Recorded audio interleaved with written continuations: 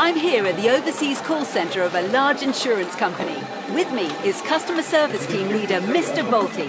Mr. Bolte, how easy is it to provide great insurance service to your customers? Well, we're on another continent. You can never get through. We've no idea who you are, and we're only allowed to work from a script with the information on the screen in front of us. Frankly, you'd be better with High House.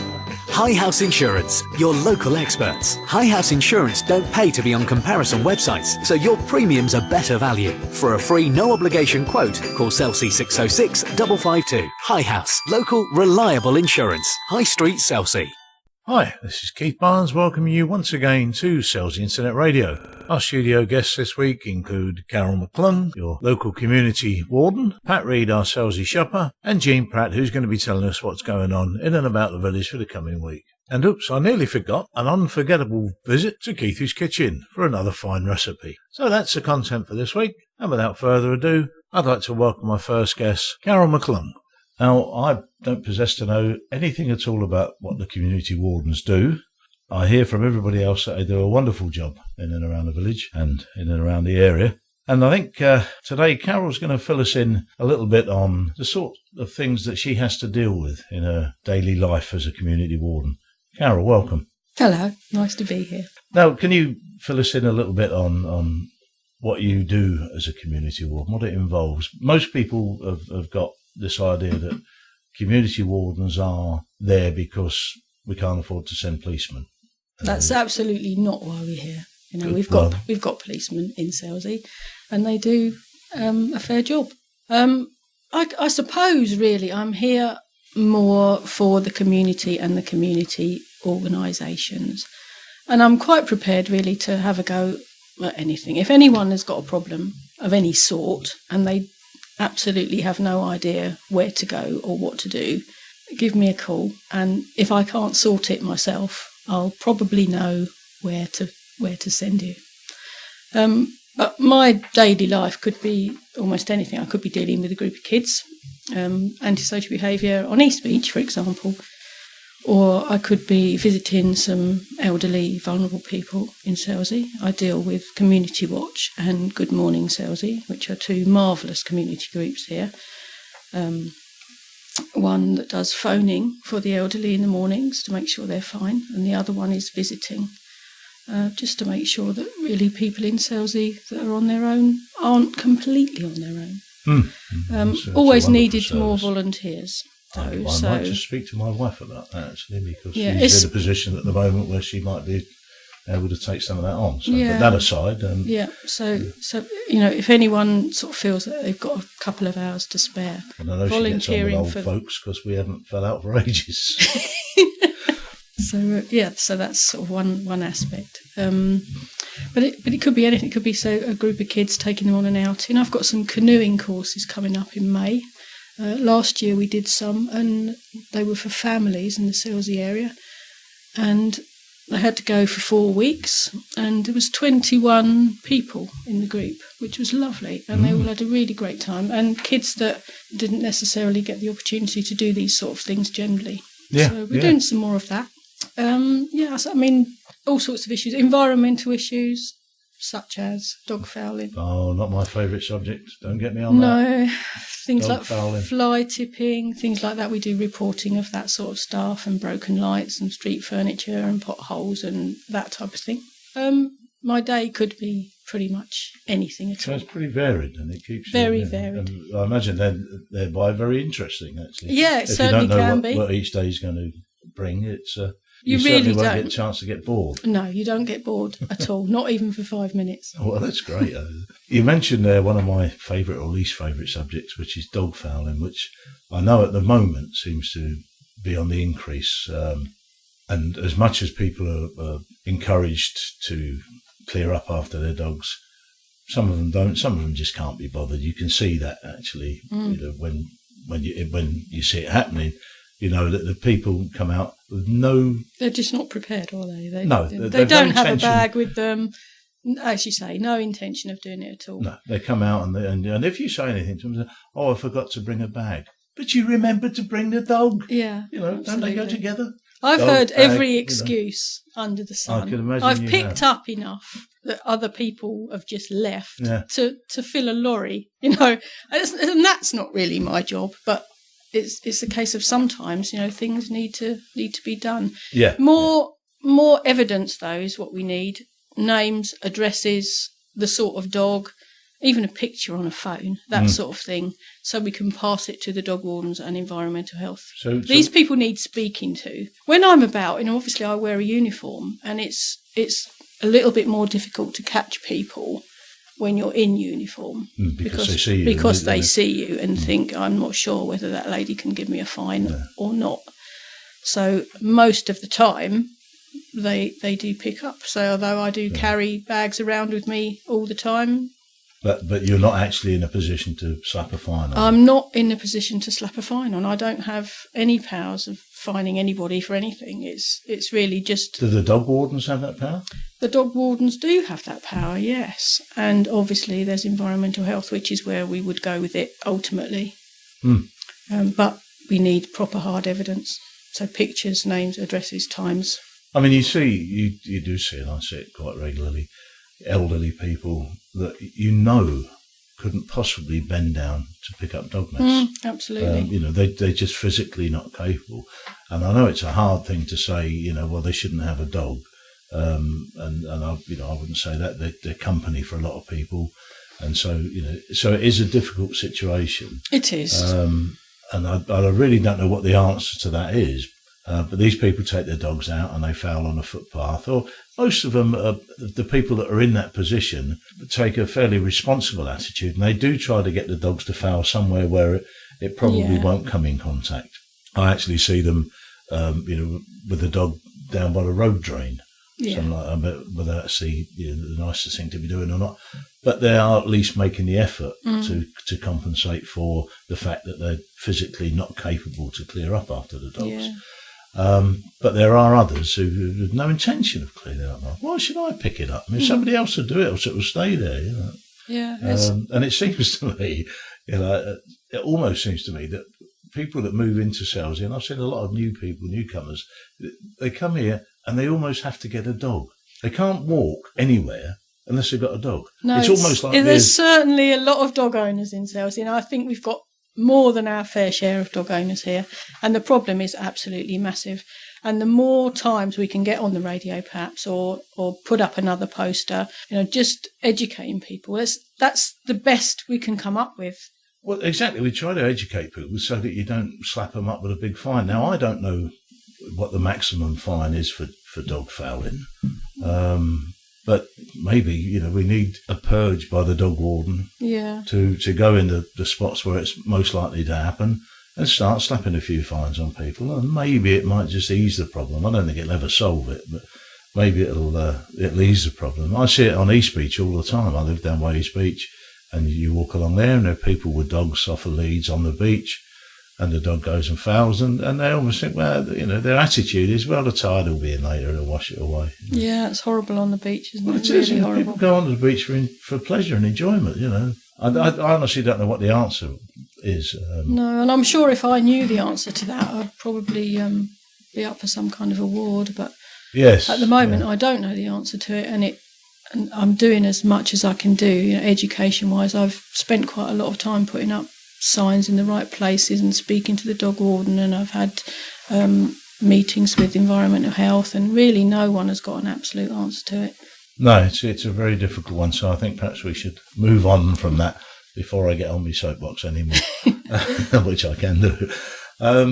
So other than clearing up dog mess, I mean, you mentioned dealing with youngsters if there's a problem. How do you get on with it in general with the younger population? Yeah, quite well. I think if you're not having a go at them all the time, then they'll talk to you. And I think sometimes it's just where people don't understand that they're having a particular effect on someone else. You know, the kids just get on with it regardless. They don't think about other people, and they need sometimes to have that pointed out. Yeah, I mean, I've noticed that the use of bad language now seems to be accepted, and you know, sometimes I cringe when I hear it used in front of elderly people or older people that are not used to it.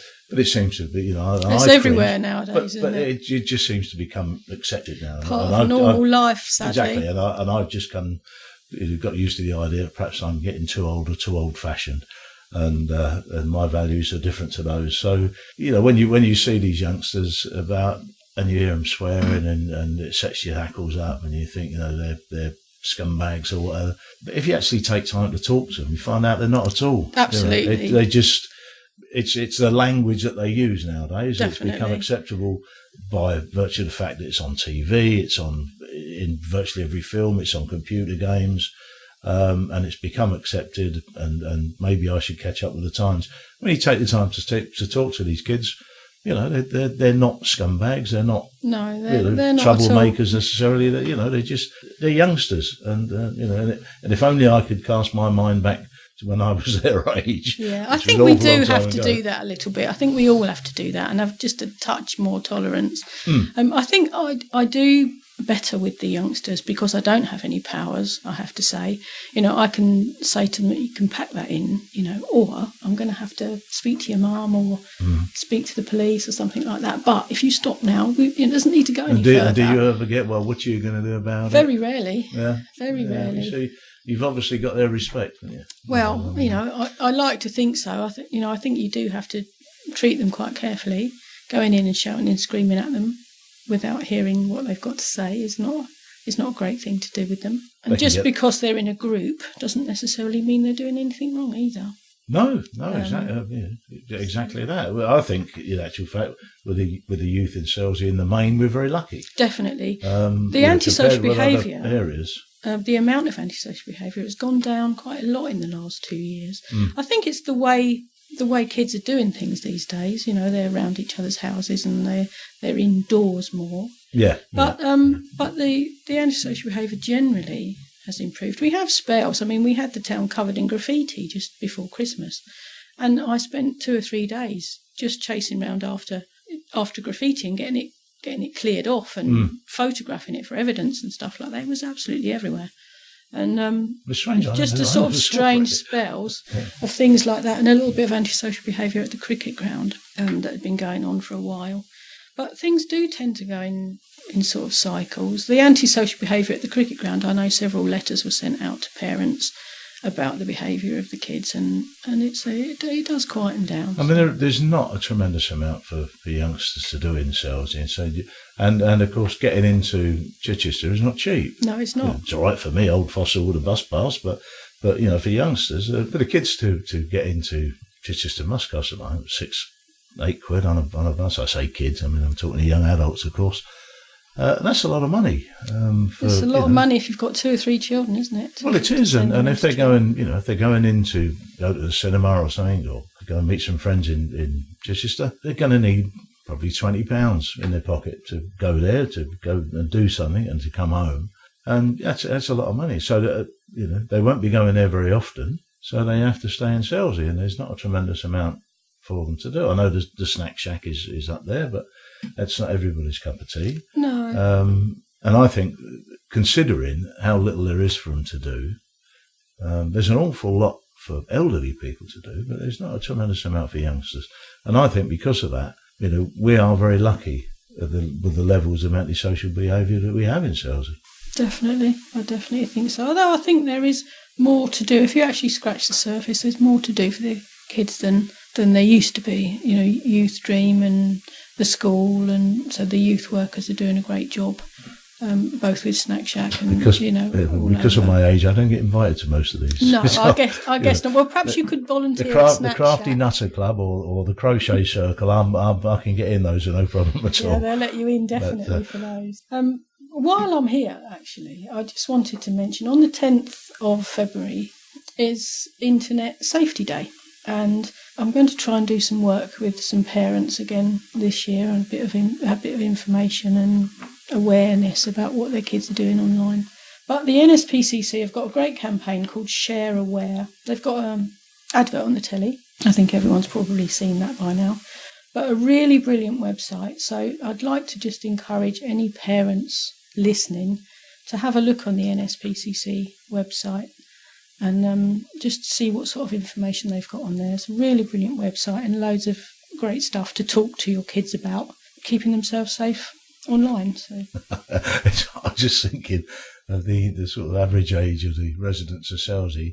You're going to have parents of 86 talking to their children of 62 and saying, "You be careful what you're looking at." Well, I think sometimes people of 62 need a bit of advice on how to keep safe online, so that's not a bad thing. Yes, I just wanted to say that. Also, I've got a spring clean day in mind. I know this has come from the Town Council and from the Chichester District Depot. So we're going to organise something on the spring clean line for the town. I should find a date in the next couple of weeks and let you know what that is.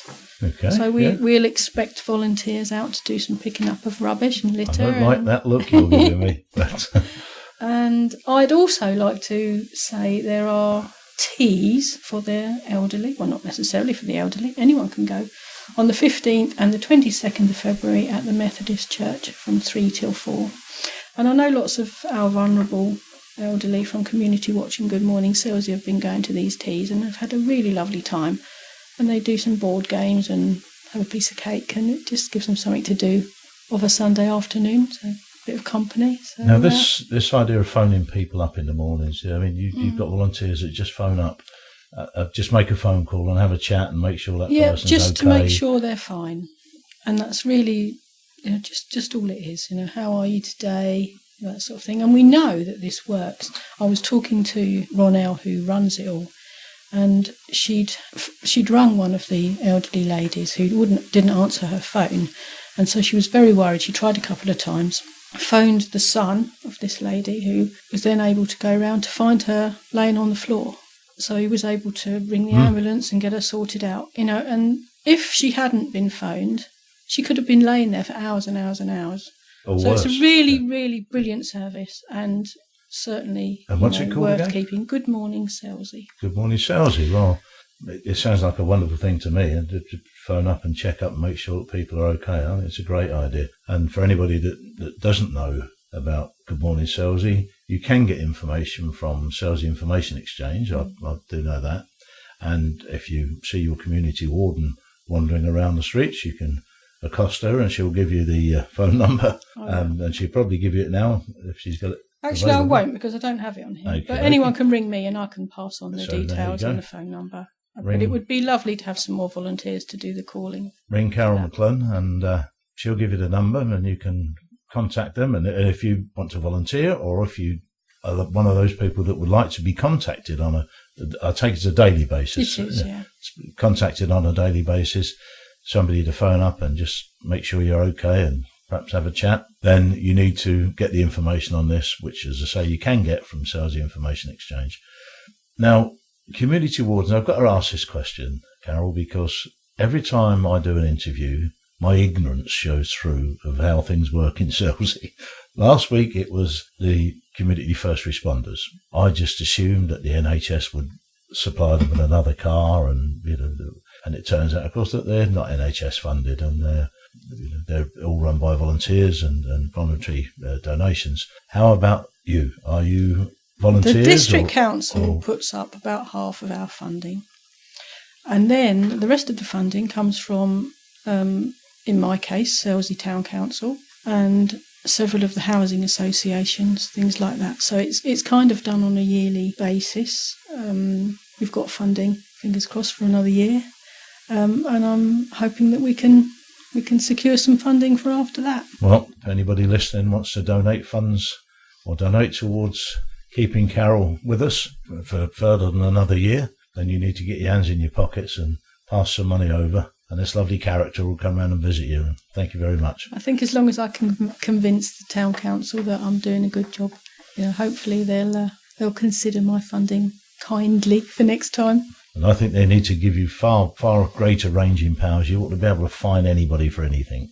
Anything antisocial, dog fouling especially, slap a big fine on them. Well, thanks for coming in, Carol, and letting us know what's going on. And maybe we'll catch up with you again in a couple of months and see how things are going. That'd be lovely. Thanks for inviting me. Thank you very much. Bye-bye now. Well, there's a young lady there that's doing an extremely worthwhile job, and I think we should give her every assistance we possibly can. My next guest in the studio today, fresh back from a cruise round the Med and suffering in the cold temperatures of this morning, is Pat Reed, our Selsey Shopper. Pat. Hi. Each month I hope to give you some helpful hints and information on what's going on in our high street. My first stop this week was Selsey Works, next to the town hall. In there I met Tina, who was giving a lesson on knitting and crochet. There had been a bit of a change since I was last in there, and the emphasis at the moment is on all the requirements you need for knitting and crochet, plus a good range of ready-made knitwear. Tina tells me that she used to work at the wool shop in the high street that has now closed. Her son and daughter, Robin and Emily, would have liked to have taken the wool shop over, but their finances wouldn't stretch that far at the moment, so they're currently looking for other premises. Meanwhile, for the foreseeable future, they're renting space in Selsey Works, where they have a good stock of wools, patterns and haberdashery items, which I'm sure will be welcomed as there is no longer a wool shop in Selsey. Tina, or Auntie Tina as she is known, holds regular workshops there for crochet and knitting. She is hoping also to hold workshops for patchwork and quilting and understanding sewing machines. If anyone is interested in joining, call in and have a chat with her. They are open Monday to Saturday, 9 until 4, and besides the knitwear side of the shop, Selsey Works always have crafts for sale which are on display, such as ranges of jewellery and paintings by local artists. There are currently workshops each day on knitting, jewellery making, crochet and art, and you can telephone Helen on 077 855 46250 for details of anything else that is taking place there, or just call in. Further along the high street, tucked away behind Tad's cottage, is a beauty salon called Perfection, which is run by Chloe.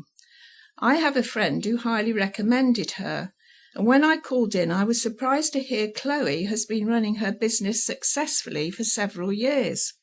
She offers a large range of treatments including massage, facials, manicures and pedicures, tanning, eye treatments and waxing.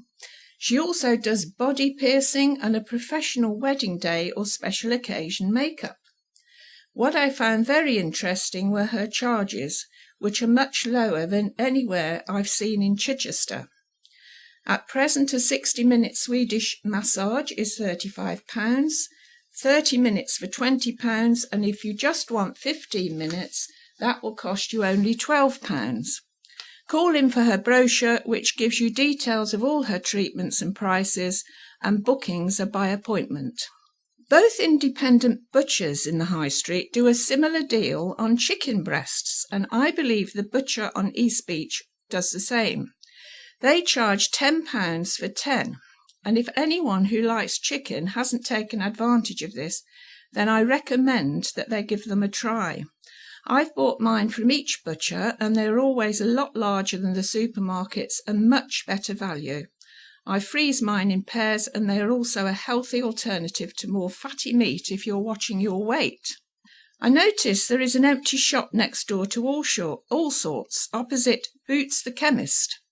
I made a few enquiries and was told that it will probably be taken over by a letting agency, which already has premises in the village, so there are quite a few changes going on. I called into the Riviera restaurant after my walk round for a cup of tea and a scone, a great deal at £1.70, and their scones are the largest I've come across. It's worth obtaining their loyalty cards and getting them stamped each time you purchase a drink or a meal. They have a card for specific purchases such as the carvery, coffee, breakfast, OAP meals, small meals or child's meals. Get them stamped 5 times and the 6th purchase is free. It's worth asking about loyalty cards wherever you're eating out in Selsey, as I believe most places have them and it's a great saving. Lastly, a few observations as I've been walking around.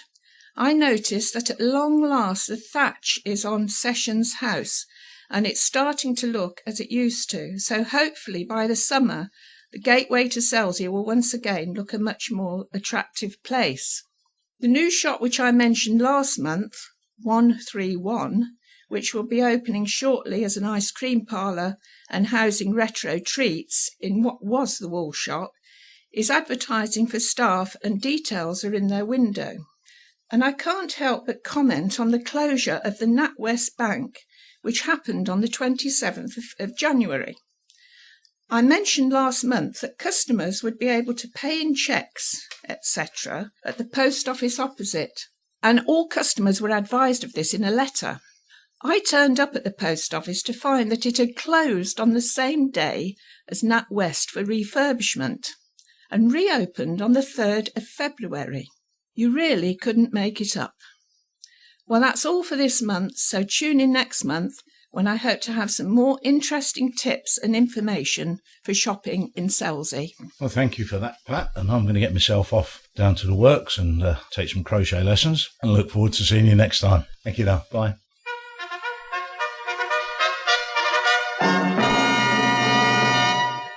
And it's that time again for a visit to Keithy's kitchen. And the recipe for this week is roasted vegetable pita pizzas. Now, what we need for this, and these ingredients serve for, is we need 1 medium aubergine, about 200 grams, trimmed, 2 medium courgettes, once again about 200 grams, trimmed up, 2 medium red peppers, about 300 grams, trimmed, halved and de-seeded, and 2 tablespoonfuls of olive oil. Now for the tomato sauce, we need 1 tablespoonful of olive oil, 1 garlic clove, crushed, half a small fresh red chilli, halved, de-seeded and finely chopped, a 400-gram can of chopped tomatoes, freshly ground black pepper, a pinch of sugar, 4 wholemeal pita breads, and 100 grams of grated mozzarella. And this is what we do with it all. We preheat the oven to 200 degrees centigrade or 400 degrees Fahrenheit, that's gas mark 6 in Old Money. We cut the vegetables into large chunks and char on a lightly oiled griddle pan or bung them in the oven with a little olive oil and leave them to roast for about 20 minutes until soft and lightly caramelised. While the vegetables are cooking, it's time to prepare the tomato sauce. Heat the oil in a frying pan and add the garlic. Cook until soft but not brown or it will taste bitter. Add the chopped tomatoes and bring up to the boil. Boil fast, stirring frequently to stop it sticking. When nice and thick, taste and season and set aside. Carefully check to see if the vegetables are soft and remove from the oven or pan when they're done. Now next, cook the pita breads. Heat a large frying pan and dry fry the pitas for about 30 seconds on each side. They should begin to puff up when they're ready. Alternatively, pop them into the toaster. When ready, place them on baking sheets and spread with a layer of the tomato sauce. Now, chop the vegetables into smaller pieces and scatter over the sauce in a nice even layer. Sprinkle with a good layer of grated mozzarella cheese, then bung in the oven for 7 to 8 minutes until the mozzarella is bubbling and the bases are crisp, and then serve immediately. What can be simpler than that?